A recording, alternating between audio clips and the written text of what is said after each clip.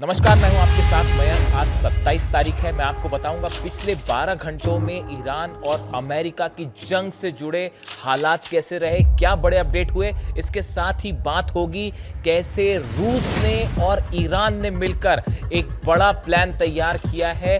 Hormuz में America को चारों खाने कैसे चित किया जाए। देखिए, अब्बास अराक्ची साहब जो हैं वो रूस के दौरे पर भी जाने वाले हैं और बताया ये जा रहा है कि रूस और ईरान मिलकर एक ऐसे प्लान पर मुहर लगा सकते हैं जो पूरे मिडिल ईस्ट से अमेरिका को बाहर करने की दिशा में एक बड़ा कदम हो सकता है। इसके साथ ही चीन की भी बड़ी एंट्री है। चीन का अब क्या रुख है ईरान को लेकर, हॉर्मूज को लेकर, और जो ऑयल ब्लॉक हो रहा है चाइना का, उसको लेकर चीन की क्या रणनीति होगी। इस सब मुद्दे पर विस्तार से बात होगी। देखिए, कल जिस तरह से डोनाल्ड ट्रंप के ऊपर हमले की कोशिश की गई, उसके बाद सोशल मीडिया में तमाम तरह की थ्योरी सामने आने लगी है, तमाम तरह के दावे हो रहे हैं। और उसमें एक बेहद सनसनीखेज दावा जो हो रहा है, वो जो हमला करने वाला शख्स था थॉमस कोल एलन, इसकी एक तस्वीर सोशल मीडिया में वायरल हो रही है जिसमें वो आईडीएफ यानी इजराइल की सेना की जर्सी पहने हुए दिखाई दे रहा है। देखिए, बेहद हैरान करने वाली तस्वीर है। इसकी सच्चाई क्या है, इसकी भी जांच की जा रही है। लेकिन ये जो हमलावर था, ये आईडीएफ यानी इजराइल की सेना की जर्सी में दिखाई दिया, जिसके बाद तमाम सवाल उठ रहे हैं कि क्या इस शख्स का इजराइल से कुछ कनेक्शन है और आखिर इसने आईडीएफ की जर्सी क्यों पहन रखी थी। उसी तरह एक बेहद हैरान करने वाली बात यह भी सामने आई है, जिसका दावा किया जा रहा है कि डोनाल्ड ट्रंप पर जब हमला हुआ उसके चंद घंटों पहले इजराइल में थॉमस कोल एलन के नाम से सर्च किया जा रहा था इंटरनेट पर। देखिए, ये भी बड़ी हैरान करने वाली बात है कि डोनाल्ड ट्रंप पर जो शख्स हमला करता है उसके नाम को लेकर सर्च किया जा रहा था सोशल साइट्स पे इजराइल में।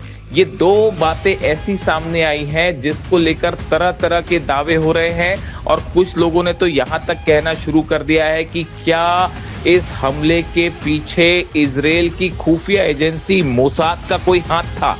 देखिए, कल जिस तरह से ये हमला हुआ उसके बाद जो है नेतन्याहू ने बिना वक्त गवाए प्रेस कॉन्फ्रेंस करी, जिसको लेकर भी कई सवाल उठने लगे हैं कि आखिर नेतन्याहू को इतनी जल्दी में प्रेस कॉन्फ्रेंस क्यों करनी पड़ी, नेतन्याहू ने क्यों प्रेस कॉन्फ्रेंस की। देखिए, ये वो तमाम सवाल हैं जिसको लेकर सोशल मीडिया में दावे हो रहे हैं कि अभी देखिए इनकी कोई पुष्टि नहीं है, ये अभी सब जांच का विषय है, किसी तरह की कोई बात पुख्ता रूप से सामने नहीं आई है। लेकिन कई एक्सपर्ट्स इस तरह से बात कर रहे हैं कि क्या इजराइल ये चाहता है कि अमेरिका ईरान पर हमला करे और इजराइल के प्लान के मुताबिक अमेरिका या डोनाल्ड ट्रंप ईरान पर हमला नहीं कर रहे हैं। देखिए, सीज फायर हो गया, उस वक्त भी नेतन्याहू बिल्कुल खुश नहीं थे। ये बात सामने आ गई है, सब जानते हैं इस बात को लेकर कि इजराइल ये चाहता है कि अमेरिका एक बार फिर हमला करे ईरान पर, लेकिन शायद अमेरिका और ट्रंप इसके लिए तैयार नहीं है। क्या ये इस तरह से दावे हो रहे हैं सोशल मीडिया में कि क्या ये वजह तो नहीं कि जिसको लेकर किसी तरह से कोई कनेक्शन है इस शख्स का जिसने हमला किया उसका इजराइल से। ऐसी तमाम थ्योरी सोशल मीडिया पे चल रही हैं। इनमें से किसी थ्योरी की कोई अभी पुष्टि नहीं हुई है, कोई दावा ऐसा सामने नहीं आया है, बस ये फिलहाल थ्योरीज ही हैं।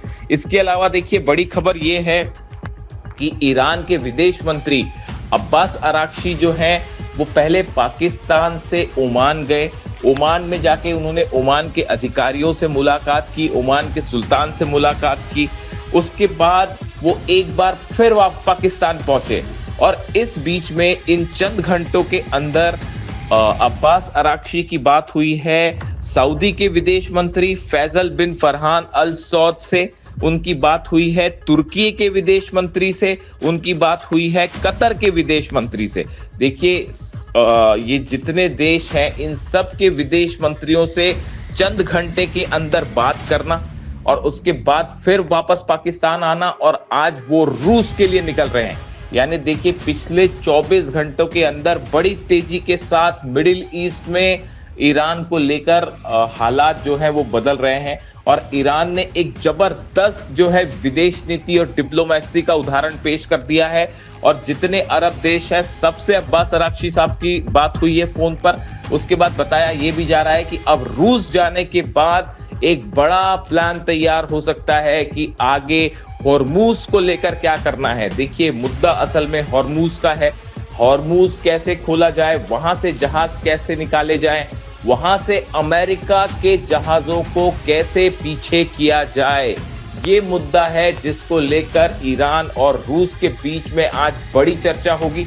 उसके बाद ये भी कहा जा रहा है कि ईरान और रूस की चर्चा के बाद पुतिन जिनपिंग से बात करेंगे, यानी रूस और चीन की भी बात होगी, जिसके बाद एक पुख्ता रणनीति बनकर तैयार हो सकती है कि अब आगे हॉर्मूज का क्या करना है।